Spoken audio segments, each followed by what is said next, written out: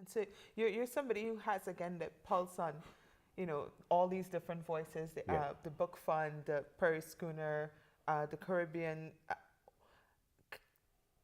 And I understand that can't be complete, but is there something you would describe as characteristic of the poetry of our moment?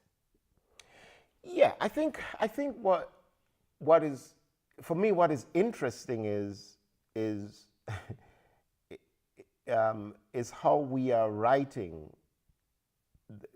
the body in this world, and how we are writing about this moment by our silences and our noises, right? So there's noise abroad, but I've seen a lot of writers writing TV poems. So when people are writing their social conscious poems, they are writing what they've watched on TV. So the poems are, you can see that there's an episode of CNN or some news story that they are writing about. And so I think, but that's because it's ubiquitous, right? News cycles and so on and so forth are coming around. So I think that's happening, but I'm always interested in those poets that do something else with it, that take it beyond that really go further in their reasoning, their examination, and they position themselves within that space.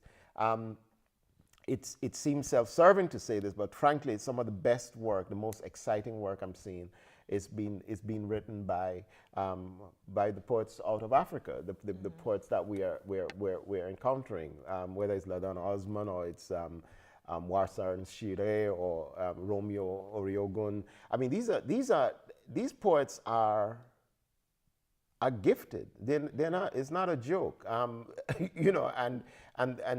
are important. And my commitment is that they are given the chance to write multiple collections to build a career that will be substantial. I think one of the problems is we are in the poetry biz today hyped on overhyping like a new poet that's just come up and they've written one book and we go like, this is like, going to change the universe. It may, but we won't know that until he's written 12 books and we go, the first one was the best. But we don't know that, right? The truth of it is we have to make space for poets to write their second, their third, their fourth book, to sort of grow with their work and to develop the confidence that they are not burdened with the task of, I have to go win this prize, I have to do these things. But these are exciting works. The poets coming out of the Caribbean, I think this is really exciting. And I read a lot of poetry, right?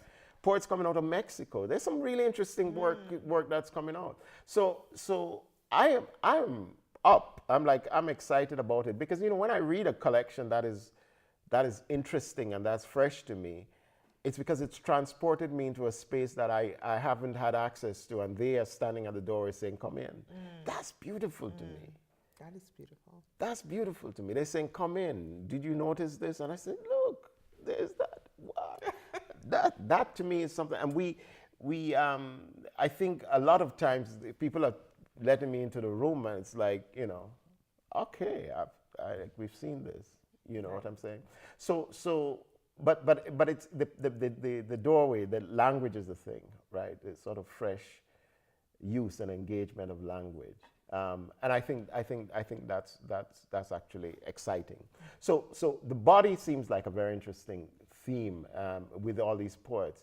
And what they're doing is they're saying, what does my body mean in this space? How do I write about my body in this space, or the body in this space?